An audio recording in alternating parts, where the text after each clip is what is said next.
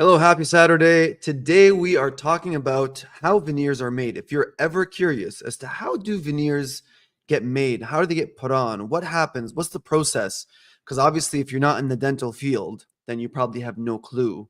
So this is the opportunity for you to learn how veneers are made.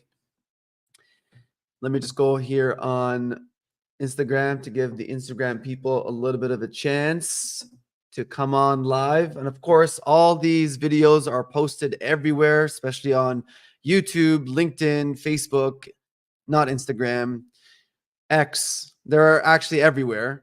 And so you can go ahead and watch them at any point. But today we're talking about the process, rather simple but not so simple process of dental veneers.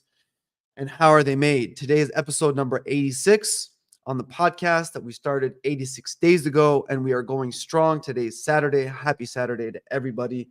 Let's move on. What is the first thing that happens when someone says, I want veneers? The first thing that happens is the design. Now, a lot of things must be included in the design. And as you can see here, there are a lot of lines, and it's a lot more complicated than what you see on the screen.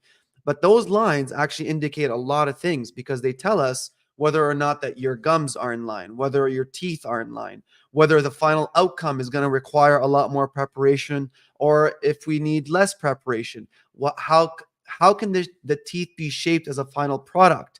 There's a lot of things that actually and also that actually are involved in the planning, and also with regards to your bite as well, because a lot of people, the reason why they want veneers is because they don't feel confident in the way that they look. 9 times out of 10, those people, their bites are off, meaning that they have a lot of crowding, or they have, their teeth are too far forward, or they're too tucked behind the bottom teeth.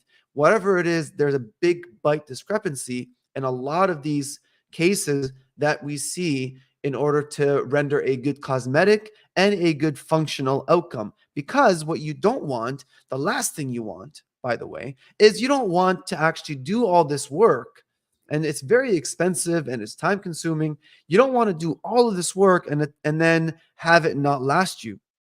That's the worst thing. Or even worse, not have it look good, right? You don't want to go through all this stuff. And so that's why we take a lot of time to plan it properly. And that's why I put this as the first thing, because if something is planned properly and the expectations are discussed properly with you, if you're interested in veneers, but with the patient that is interested in veneers, once that discussion happens and the expectations are lined up and the outcome is agreed upon, then everything else is actually just like it's butter, right? It's just a matter of just preparing the teeth, and then and I'm gonna go through them. So that is literally like 90% of the entire thing happens at this stage right here. Okay, and this is the stage also that we communicate with the lab, because if you're looking for something that looks drastically different, or looks even if you're looking for a shade difference, right? Because the more shade difference that you want, the more that we have to cut back from your teeth in order to provide enough layering for the lab to give more porcelain so that you can have that different color. Many people don't take that into consideration. So all of that is taken into consideration whenever that we are actually planning.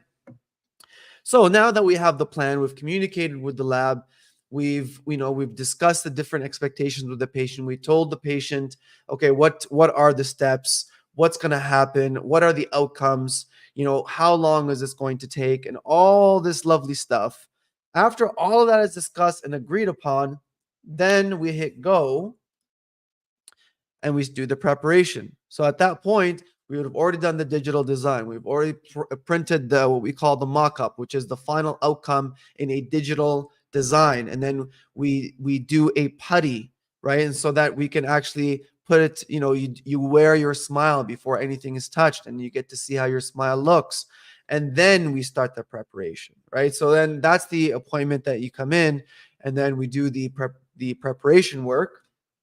And I mean, it doesn't look like that. I mean, that's just the the gloves in the mouth, but it is just like that. So there's preparation, your teeth are prepared, and they're cut back according to the plan, because obviously if you have a good plan, then you're not going to cut too much, right? And that's what you don't want. You don't want to cut too much, and also you don't want to cut too little, right? Because if your teeth are not in line properly and you refuse to do ortho, or it's not really 100% necessary because you can get away with a little bit more cutback, and you don't want to go through the hassle of going through orthodontics, and it's not detrimental to your bite, and yes, it is given a good chance of survival, a long-term survival by your dentist, then I mean all this stuff is discussed, and then we can take a little bit more off your teeth, but then also the expectations are also laid to you in terms of the increased sensitivity and all this stuff.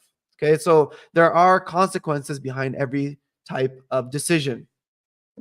After the preparation work is done, then in that appointment, then we do a scan, and that scan is sent directly to the lab.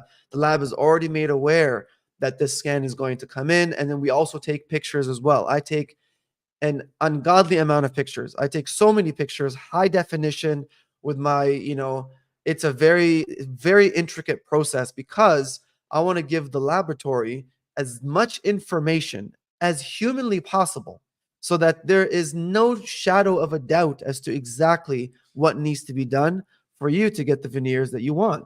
So the scanning happens, the pictures happen, the selection happens, the different kinds of shade pictures happens, and this is another picture of a scan. And then the lab goes hard at work to do the fabrication of your veneers. Now, this process takes around a week to 2 weeks. Actually, I'm lying. It takes 2 weeks. Okay. And usually, the lab is really pushing it. But because they give it to a master ceramist, someone who's dedicated to doing these kind of things, that's why it takes a lot longer. And, a cosmetic dentist actually gives a lot of information to the laboratory with regards to specifically how he wants the teeth to end up, right? Like he divides the teeth into thirds in either direction and says, I want it to look like this and this one and this, and add these and make sure that this is, there's a lot of instructions that are given. It's not just pictures and the scan and then there you go. And then we sit back and relax. And then next thing happens that we get the veneers in the clinic, and then you show up and everyone's happy. No, it doesn't work like that. Okay, there's a lot of processes that happens in the background, and you obviously you're oblivious to it because it's not for you to worry about. But we have to make sure that everything is done precisely so that when you do come and the veneers are tried on, you're happy. So yes, a lot of work goes into play.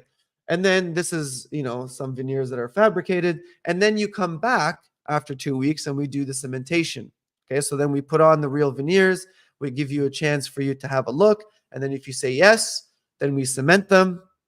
And they're permanently bonded to your teeth and they're not moving anywhere. They're not going anywhere for at least 10 to 15 years, sometimes 20, 25 years. Okay, so and the only time that people actually start to replace them is when they start losing a little bit of gum tissue, because that happens over time. And so then the margins of the teeth of the veneer start to appear. You start seeing the staining. It's a very natural process, but that happens over a very long period of time, especially if they're maintained properly. If you follow the advice of your dentist, if you wear your night guard, if you come in regularly, if you do your rinses and so on and so forth, then yes, they're going to last you a very long period of time. And also that you don't buy anything hard, right? It's not like I don't know, jawbreaker or something that's going to potentially damage these beautiful porcelain that are giving you the confidence that you want and the happiness that you want. So this is the cementation process. And then after cementation process, then we give you certain instructions. There are certain instructions that you have to follow in order for you to maintain proper oral care at home, so you can minimize the amount of bacteria that get trapped around the veneers, because obviously you can get cavities on the veneer, but you certainly can get cavities under the veneers or under the crown or whatever porcelain. You can certainly get cavities under there. And so it's our job to instruct you and to coach you into what you should and should not do to decrease that chance of bacterial accumulation significantly, so that these things can last you a very long time and they can maintain their beauty. And that is it. If you're interested in veneers, this is the email that you should write down. Again, this is all recorded, so feel free to watch this again at your leisure. It's been a pleasure. Make sure you keep smiling, and as always, have a good weekend and take care.